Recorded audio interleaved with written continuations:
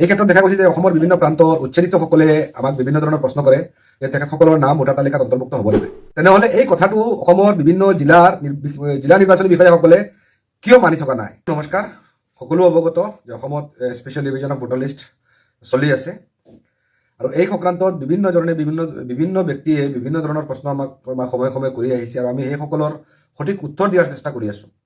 কিন্তু ব্যক্তিগতভাৱে সকলোৱে প্ৰশ্ন কৰাও সম্ভৱ নহয় বা আমি উত্তৰ দিয়াও সম্ভৱ নহয়। এই ক্ষেত্ৰত দেখা গৈছে যে অসমৰ বিভিন্ন প্ৰান্তৰ উচ্চাৰিতসকলে আমাক বিভিন্ন ধৰণৰ প্ৰশ্ন কৰে যে তেখেতসকলৰ নাম ভোটাৰ তালিকাত অন্তৰ্ভুক্ত হ'বনে নাই। নিয়মত তেখেতসকলৰ নাম ভোটাৰ তালিকাত অন্তৰ্ভুক্ত হ'ব লাগে। ৮ নম্বৰ প্ৰপত্ৰ যিসকলে পূৰণ কৰি ভোটাৰ তালিকাত তেখেতসকলৰ নাম স্থানান্তৰ কৰাৰ বাবে তেখেতসকলে আবেদন কৰিছিল সেইসকলৰ নাম অন্তৰ্ভুক্তি হ'ব লাগে। কিন্তু এই মুহূৰ্তত আমি ক'ব নোৱাৰোঁ সঠিকভাৱে যে নিৰ্বাচন বিভাগে কি ব্যৱস্থা গ্ৰহণ কৰি আছে এই ক্ষেত্ৰত, এই উচ্চাৰিতসকলৰ ক্ষেত্ৰত। কাৰণ উচ্চাৰিতসকলটো অসম চৰকাৰৰ দ্বাৰাই উচ্ছেদ হৈছে আৰু বিভিন্ন জিলা আয়ুক্তসকল যিসকল জিলা নিৰ্বাচনী বিষয়া সেইসকলেই উচ্ছেদ কৰিছে। তেখেতসকলে উচ্চাৰিতসকলৰ বাস্তৱ কথাবোৰ বা বাস্তৱ তথ্যবোৰ তেখেতসকলে জানে যে এইসকল ইয়াৰে বাসিন্দা হয়। অবৈধভাৱে তেখেতসকলে হয়তো বেদখল কৰিছে, কিন্তু তেখেতসকলে এইখন দেশৰে নাগৰিক। ৮ নম্বৰ ফৰ্ম যিসকলে ফিল আপ কৰি আবেদন কৰিছে সেইসকলৰ নাম নিয়মত আহিব লাগে।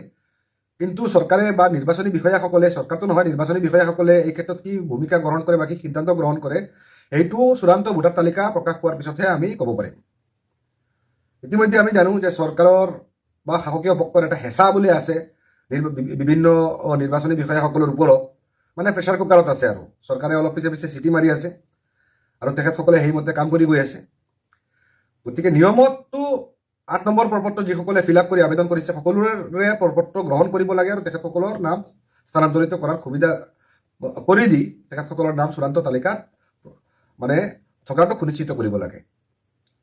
আপোনালোক সকলোৱে ইতিমধ্যে গম পায় যে অসমৰ মুখ্য নিৰ্বাচনী বিষয়াগৰাকীয়ে এছাৰ আৰম্ভ হোৱাৰ পূৰ্বে এটা প্ৰেছ ষ্টেটমেণ্ট দিছিল আৰু সেই প্ৰেছ ষ্টেটমেণ্টত তেখেতে স্পষ্টভাৱে কৈছিল যে যিসকল ব্যক্তি বিহাৰৰ পৰাই হওক বা ইউপিৰ পৰাই হওক অসমত আহি 1 মাহ 15 দিন বা 2 দিনো যিসকল অসমত আছে তেখেতসকল টেম্পৰাৰী ৰেচিডেণ্ট আৰু যিসকলৰ ভৱিষ্যতে ইয়াত থকাৰ সম্ভাৱনা আছে, ইউপি বিহাৰৰ পৰা 2 দিন থাকিও ভৱিষ্যতে থকাৰ সম্ভাৱনা আছে, সেইসকলৰ নাম ভোটাৰ তালিকাত অন্তৰ্ভুক্ত হ'ব।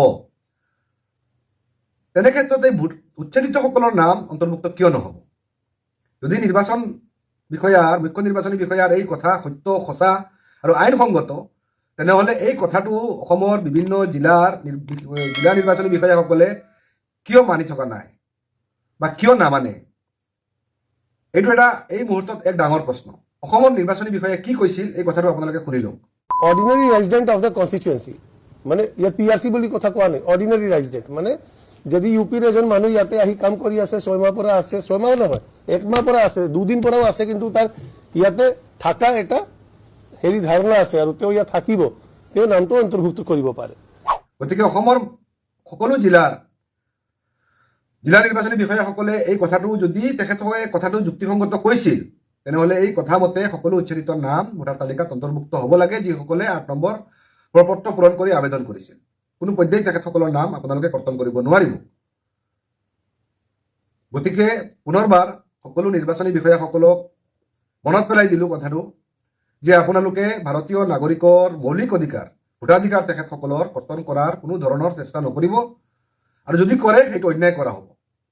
গতিকে পুনৰবাৰ আহ্বান জনাইছোঁ, মুখ্য নিৰ্বাচনী বিষয়া এই বক্তব্যটো যদি সঁচা হয় আৰু আইনসংগত হয় তেনেহ'লে আপোনালোকে প্ৰতিগৰাকী উচ্চাৰিত লোকৰ নাম যিসকলে আবেদন কৰিছিল সকলোৰে নাম চূড়ান্ত ভোটাৰ তালিকাত অন্তৰ্ভুক্ত কৰাটো সুনিশ্চিত কৰিব।